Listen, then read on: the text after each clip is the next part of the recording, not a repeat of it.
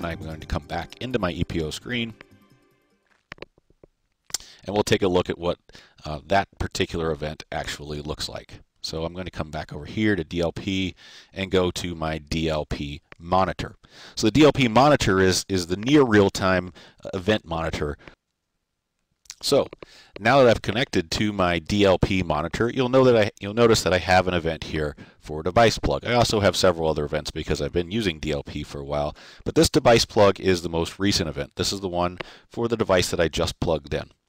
I'll move some things around here on my screen so we can actually see what type of information is stored for these particular types of events. So again, it's a device plug event. Severity is just set at kind of a normal level here, so not anything super critical. You'll notice that I have a time and a date stamp. I have the machine name and user that's actually plugged in this device, the rule that was triggered, and the actions taken on the end user machine. And then most importantly, from a device control standpoint, I actually have the specifics about the device being used. So I can see the device class, I can see the name, all the device IDs, vendor ID and product ID are here again all the way down to the individual serial number.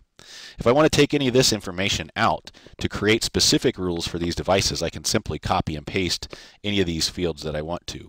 I also have the ability to export device information to Excel. That would create a CSV file for me, which I could then take and import into my device rules. So if I have 100 devices, rather than going through each one and doing a copying and paste, I could simply export a list of devices and then import it into my device rule so that I can quickly and easily create a device rule for a large number of devices if I wanted to do it that way.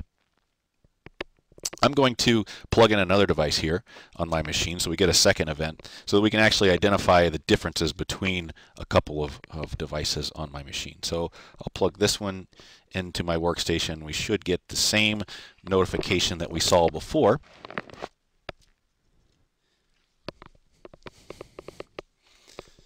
Again, you'll notice the device notification here on my workstation.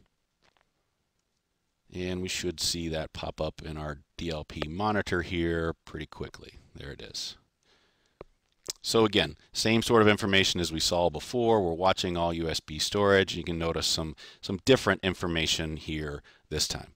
Now, I've plugged in two different devices. The next scenario that people often encounter once they've started to identify the devices that are being plugged in is that they want to actually have some control over those devices. So maybe one of these devices I want to allow, and another device I want to disallow. For instance, I could assume that this SanDisk device is an approved corporate device, and we'll say that this other device, this more generic UT device, is an unallowed device, right? So I'm going to set up specific rules to allow my SanDisk devices and block everything else in this next scenario.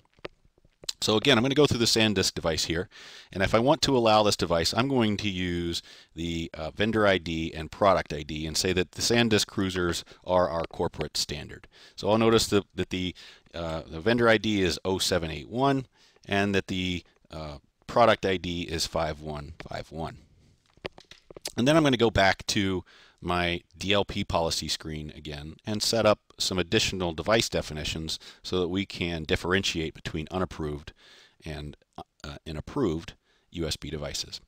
So I come back to my DLP policy manager. So now that I'm back in my DLP policy screen, I'm going to create a new device definition so that I can differentiate between my approved and unapproved USB devices. In this case, I'm going to define what my approved devices are. So I'll create a new removable storage device definition, just like we did before. In this case, I'm going to call it approved devices. And then we'll edit it again. And again, this time I have the vendor ID and product ID, which is a little bit more specific than just generically saying all USB devices. It's going to identify that particular model of SanDisk device. Notice here again, this is where I could import a list of devices if I had a long list of devices I wanted to use in this rule. Since I just have one, I can just type it in. My vendor ID was 0781. My product ID was 5151, and if I want to type in a description here, I can.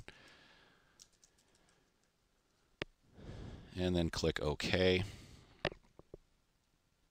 Okay, again. So now I've defined a group I'm calling approved devices. I'm going to come back to my device rules again. Now we have a device rule that's set here to just monitor everything. It's not really doing any blocking. I'm going to create a new rule now to do some blocking. So this one I'm going to call RSDR for removable storage device rule, block all unapproved removable storage. And I'm going to edit this rule. What I'm going to do this time is I'm going to include that device definition we created the first time. So I'm going to include all removable storage, except I'm going to specifically exclude those approved devices. So that SanDisk device that I connected in is going to be excluded from this particular rule. This time I want to block. You notice when I select block, it automatically sets up monitoring and notifying, so I'm going to tell the user that they're being blocked. You notice here I have some options. I can change the default alerts. I could raise the severity level if I want to. We'll make this one high to make it a little bit different. And again, I have the option to make it read-only instead of block if I want.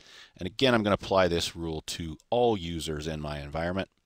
Save it, enable it, apply that policy to EPO. I've got the device plugged in, that UT device plugged in that I had plugged in last time, and this time you'll notice in the notification that it was blocked. So the rule has been put into effect now. That device that I had already left it plugged in from our previous scenario, but this time the device itself was blocked as soon as that rule was applied. Back in our DLP monitor here. So there's a device plug. You see the new severity this time. Other than that, it looks very similar to what we had used before, right? It tells me the rules that were triggered here. It tells me this time the action was to block as well as monitor and notify the user, as well, and all the other information that we saw before with regard to the actual device itself.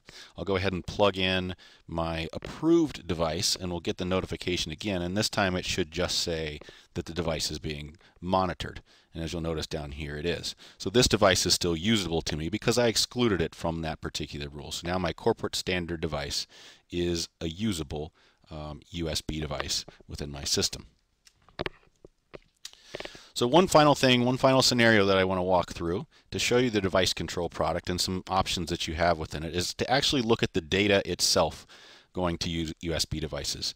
Once people start to get an idea of the devices in their environment and get some control over what devices can be used and cannot be used in their device, the next thing they want to do, and they tend to get most concerned of, is looking at the actual data being copied to those devices. In other words, what they want to do is protect sensitive data that's going to those devices. Either prevent it completely if it's personally identifiable information or that type of thing, or they want to have some notifications that users are copying those over, or make sure that those types of files are encrypted if they are copied over to USB sticks. And we have all that functionality within the device control product as well.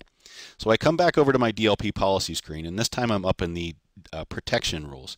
Most of these protection rules, and you'll see I have a few sample rules created in here already. Most of these apply to the full host DLP product. Again, there are other videos that will focus on those and go into more depth on what types of data vectors we can protect with the full host DLP product. But what I want to do is add a new removable storage protection rule. This one applies to both host DLP as well as the device control product itself if you were to use that alone.